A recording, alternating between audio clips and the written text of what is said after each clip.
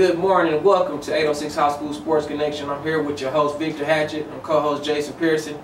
And week 3 was a crazy week, wasn't it, Vic? Oh, yeah, man. You know, another good week of high school football on the South Plains. There was a lot of great performances, a lot of great teams. Teams started to maybe separate themselves a little bit from the pack. How about Crosbyton outscoring Sudan 21-6 in the second half? Nathan Childers, 18 carries, 320 more yards, and 4 scores. We'll be there to watch that game when they play Bovina next week, guaranteed. Okay, let's go over the top 5 games. There was a lot of great games this week, but we've picked 5. There's probably 6 or 7. We may do one special one at the end of the show. So let's talk about our first game, of the best games of week 3. Seagraves beating Muleshoe 40-34. It was a knockdown, drag-out game, back and forth.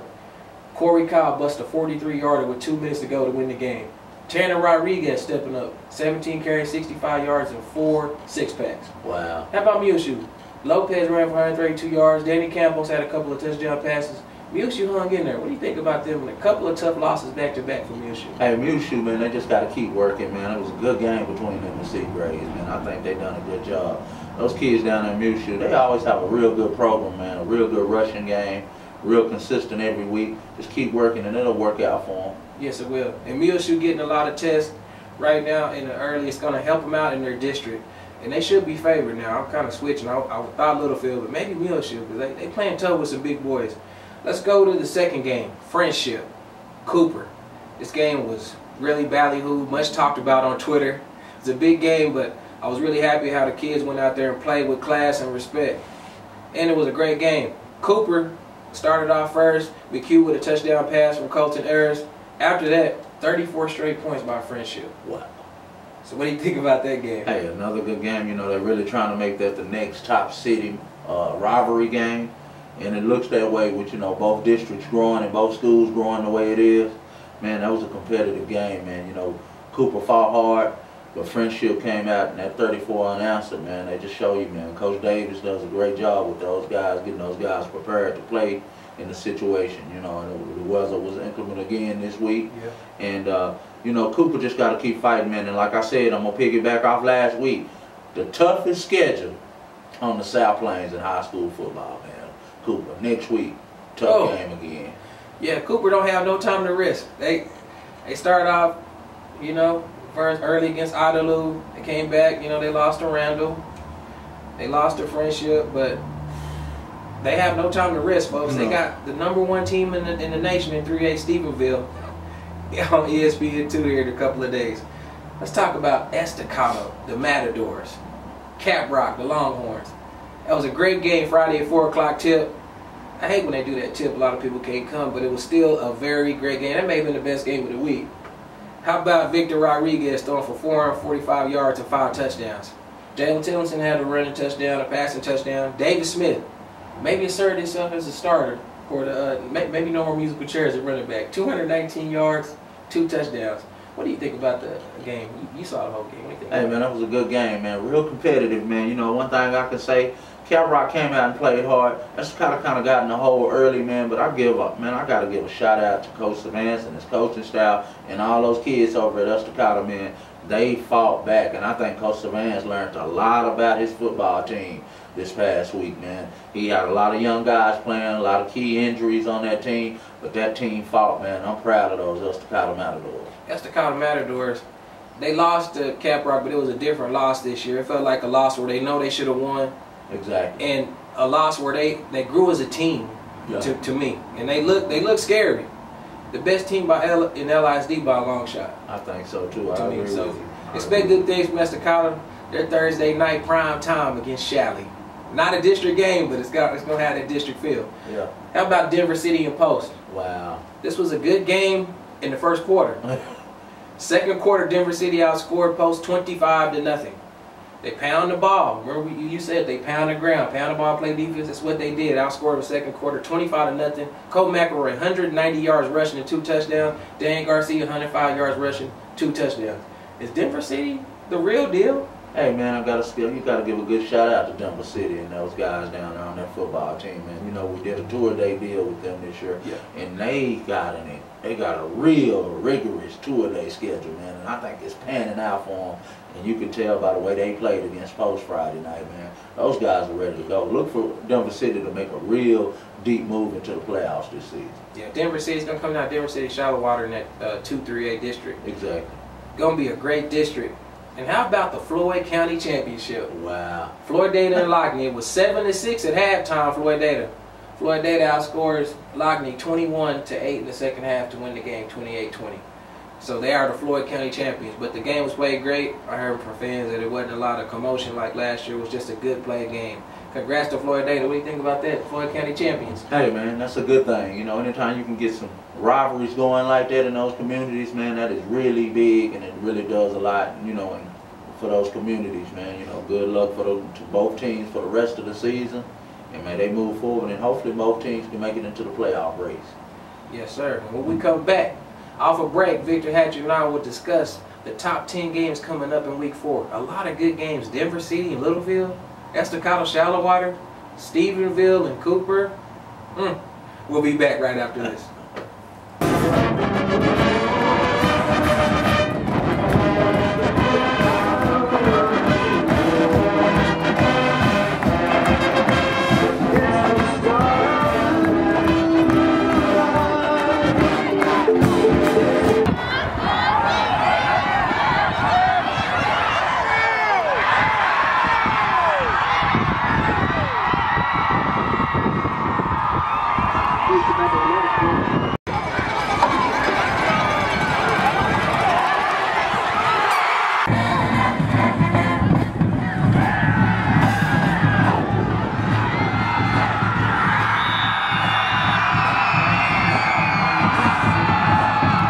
We back on 806 HSSC. Jason Pearson, Victor Hatchett. We're going to discuss the top 10 games of Week 4. Let's start off obviously with the first game on the docket. Lubbock Cooper going to Tarleton to play Jared Stidham, the #1 dual threat quarterback in the nation, and Stephenville Yellow Jackets on ESPN2 at 8 o'clock on Thursday. Big game for Cooper. Big game for Lubbock. Great, coverage. Great recognition for Lubbock Cooper Independent School District. What a game. Jared Stidham, he's on fire, folks. Lubbock Cooper may have a hard time stopping him, but I believe in Cooper. They lost to them in the playoffs last year, 42-28. It was a closer game than people thought. So what do you think about this rematch in prime time, Vic? Hey, man, that's going to be a good game on TV right there. And, that's going to be big for the Cooper School District, man. For them to get that notoriety like that going on ESPN2. On national TV to play a high school football game, man, do you know that's going to bring a lot of prestige to that school out there, man. And good luck to those guys. And hopefully they can go down and give Stephenville all they want. You know what? Win or lose, we proud of them. Just getting to go out there and play on ESPN2 and represent Lubbock like that. That's good. Let's talk about the second game of our 10 games to watch in the week. Lubbock Estacado Matadors. Shallow Water Mustangs.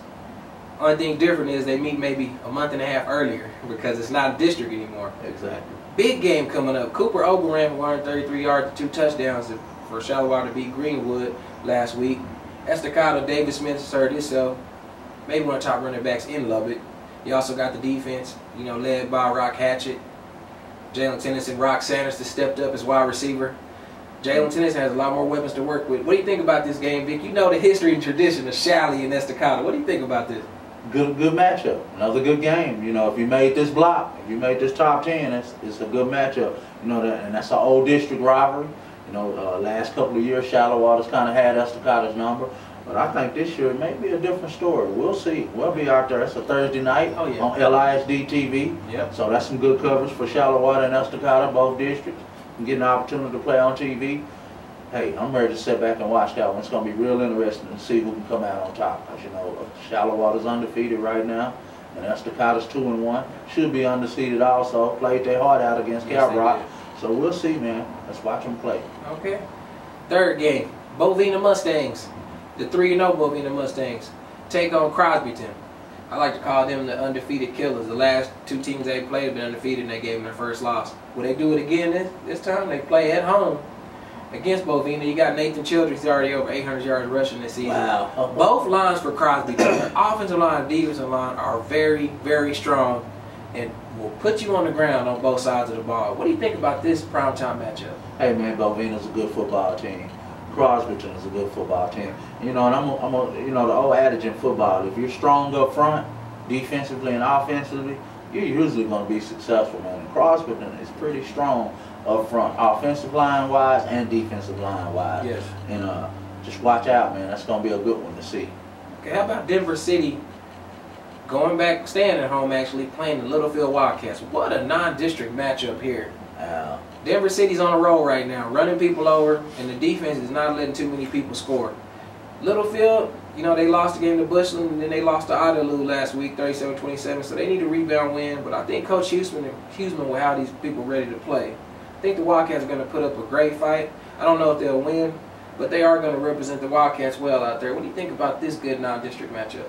Man, another good one, man. You know, and I'll keep saying it until the show is over. If you made this block a game, man, it's going to be something to see Friday night. It's the best football going on in the South Plains right yes, now, it is. man. And Denver City is looking real strong this year. And Littlefield, man, you know them. You know their reputation, man. Always strong, good running game. It's going to be interesting to see who's going to come out on top of that Friday night. Oh, yeah. That'll be a great game to watch. Coach Taylor will have the Mustangs ready. What a great... It looked like a college atmosphere out there in Denver City. They always rowdy, rambunctious, and they get right on you and don't let up. That's right. So Littlefield, I think they'll be ready to go. How about our last game of this segment, the 5th game of the top 10, the Silver Spurs matchup. Ooh. Lubbock High Westerners at home defending their turf against the Monterey Plaisman. Both teams come off of tough, close losses. Monterey lost to Randall. Gohard had a couple of touchdowns late to make it a 22-10 game. Monterey almost had that game, Big. They fumbled. It was 22-10. They were having them on the 5-yard line, and they fumbled the ball. They had problems snapping the ball all game. I watched that game live from the sidelines. Lubbock High lost to Dumas, and Dumas 36-32. But Coach Strunk looks like Lubbock High's figuring it out. So what do you think about this matchup right here? Hey, man, you know, the Spur game is a long, traditional game in Lubbock, Texas. You know, I hope the parents and the kids get out and go support that game. You know, and like you said, I'm going to piggyback off here what you said. The Monterey barely lost last week on a tough loss to Randall. And then Lubbock High lost to Dumas, and going to Dumas in a tough loss. Lost in the last seconds of that game. And, you know, all I can say for both of those programs is just keep working hard and keep improving and keep moving forward, and you'll get off the schnob. It'll happen for you. Just got to keep working, and I wish both of those programs good luck. And remember, in the scheme of things, these games, they count, but they really don't count. District counts. You know, that's a whole nother season. You know, if you were a coach, you break it up into 2 seasons. Hopefully you get a third when you go to the playoffs. Exactly. So when we come back on the next block, we'll be discussing Tascosa going out here to play Canyon, Cooper, Canyon Randall. We'll be back right after this.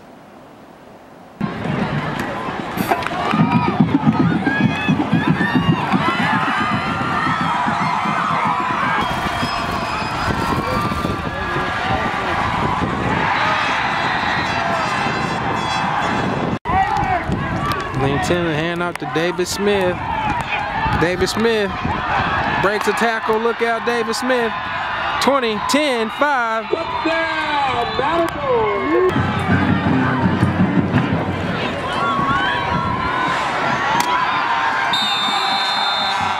All right, we back on 806 HSSC TV. Jason Pearson, Victor Hatchett, the super tag team duo, bringing y'all the best commentary on the South Plains. Let's start off with the 6th game of the top 10. Coronado Mustangs getting their first win of the season against San Angelo Lakeview, 30-7. Yeah. Taking on Canyon Randall, 3-0. I call them the LISD killers. They always start their season off playing 3 or 14th LISD and winning. Yeah. Well, Coronado break the tradition. You got Gohard over there, Brett Taffet, quarterback for Canyon Randall, playing great this year. Yeah. And you also got Brandon Sherlin. Coronado, it looks like he's going to be an all-state wide receiver. He is great. Yeah. He had 3 straight games with a kickoff return touchdown to start this year. It snapped against Lakeview, but he still scored a touchdown. Yeah. And you also have, now they have a platoon system at quarterback. JT Morris and Christian Hayes both will be playing quarterback. And it worked out well for him in his first game. What do you think about this game? Hey, man, a good matchup, you know. And the thing about it is, you know, Canyon Randall is always tough. And like you said, I kind of thought about what you said about them coming to Lubbock and taking over the first 3 games and getting 3-0 season started. But you know, Coronado just got to keep working, stay consistent. They got a good team, a lot of good athletes, man, a lot of good kids on that football team. And I think they can beat Canyon Roundup. They come in and just execute what their coach is telling them. I think their coach, he's doing a good job coming in his first year, you know, and let's see. Let the chips fall where they may. Let's take a little trip up 27 and talk about Tascosa going against Canyon. Tascosa, a lot of teams slept on Tascosa probably until Friday night after the scores went in. When you seen Tascosa beat Odessa High 17-0, you stood back. Because Odessa High, they beat Monterey 45-7 in their first game and beat Coronado 42-38. And Sebastian Galindo had 395 yards rushing and 5 touchdowns against Coronado. He only had 67 yards rushing against Tascosa. How about Canyon? Canyon was tied at 21 Plainview at halftime. I don't know what the coach told him at halftime. Canyon went out there and outscored Plainview 31-7 in the second half. Wow. 2 3-0 teams. What do you think about this matchup? Hey man, that's an Amarillo matchup, man. You know, down in that area right there. It's gonna be good to see, man. I'd like to go see that game. That's gonna be something to see right there. Both of those teams are tough. Both teams 3-0. It might be a shootout. It might be one of those games where you just back and forth. But you know, we'll just wait and see Friday night. Oh yeah. Then we got our 9th game. New Deal at Farrell. New Deal took a loss to Slayton. Shocked a lot of us. I thought New Deal was going to be Slayton, but congrats to Coach Coach Terry out there for Slayton. That was a good win for his program, 28-21 at New Deal. Yes, what a win. Farrell bounced back. They won 23-7 over Hell Center after they took a loss to Muleshoe. So this should be a great game right here. Jay Gunn, J.J. Herrera, and Farrell, New Deal. You got the Jackson brothers. You got Bailey Bean at quarterback. You got Vasquez at defensive line. This should be a good power game in the trenches. Yeah, it should be. It should be a real strong game. You know, New Deal's always tough. You know, their tradition over the years, man, is good defense, run the ball real well. It's, you know, it's going to be interesting to see if Farwell can hang in there with them, man. I got New Deal picked to take that one. Yeah. I think New Deal will win that game. If Farrell will put up a fight, I think New Deal just come out on top. They like the ground and pound. They will be angry after that loss they took to Slayton. Yeah, sure okay, so then we got Post at home against Floydada. Okay, so Post and Floydada both have been alternating wins and losses. Floydada won their first game against Slayton. Then they lost to Tulia. They come back and beat Lockney. Post lost their first game to Abernathy. Won their second against Tahoka 46-0. And then they lost to Denver City this last Friday. What do you think about this game, Post and Floydada? A lot of ground and pound, a lot of, you know, tough football. Oh, yeah, man. That is, you know, I'm old school, so I would love to go see that game. You know, I love for a team to get out and pound that rock and play good defense. I think you can win. Still to this day, I know a lot of teams are going to the spread. A lot of teams are throwing the ball around and kind of look good and everything. But, man, if you can run that football and be consistent with it, your team is usually going to be successful. You got to have a run game to make it and move to the next level in football. That's right. And if you look to I'm just going back to the Estacada Cabra game because I was there. So I'm just analyzing this game more because I was there. In the second half, Estacada went out there and established both sides of the ball, both lines, and ran the ball tough. And they slowed Cap Rock's train down to a minimum. Yes, you know, they did. They did. You know, so if you can play defense and run the ball, you can beat any team. I don't care who they are, because you can keep the possession, keep the time on the clock. Keep that clock moving. Yeah. Keep that clock moving. And let's talk about our last game, Canadian against Childress. How about Childress? They shocked the world the first week, beating the state champion Wellington in their house 14-0.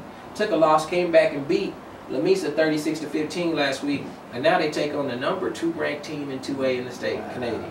How about Canadian beating Perryton, a 4A team, 55-21. They were up 55-8 in the fourth quarter, so it could have got a lot worse than that. Braden Geller, wide receiver for Canadian, is starting to really separate himself. Yes, and he's going to go D1. I know he's 2A, but he play with them big boys and play well. Childress plays defense hard. This will be a very big test for Childress. What do you think about this Canadian and Childress game? Hey, man, you know, that Canadian football team, man, they seem to be one of the toughest teams on the South Plains, man. To go in and beat a 4A team, Perryton, by that margin says a lot for that football team, man. And, you know, and Childress is usually real tough, too. Yeah. It's going to be a great matchup Friday to be able to go out and see that game. And once again, I tell all the parents and all the kids, go out and support all these programs and all these games, man, because these kids work hard each and every day to try to be successful at what they do. Yes, they do. And when we come back, we'll reveal our Elite 8 players of Week 3. Jason Pearson, Victor Hatchett, 806 HSSC TV.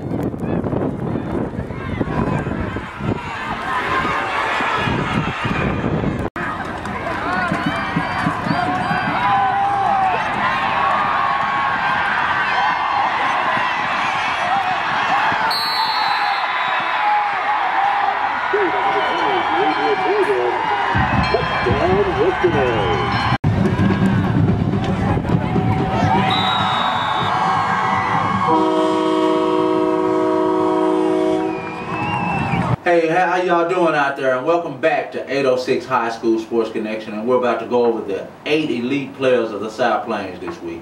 And the first kid we'd like to introduce on the Elite 8 is Nathan Childers from Crosbyton, Texas. Man, this kid is really doing a good job. He's over 800 yards already on the season. The real deal. Man, he's doing a great job, man. 18 carries, 320 yards, and 4 touchdowns.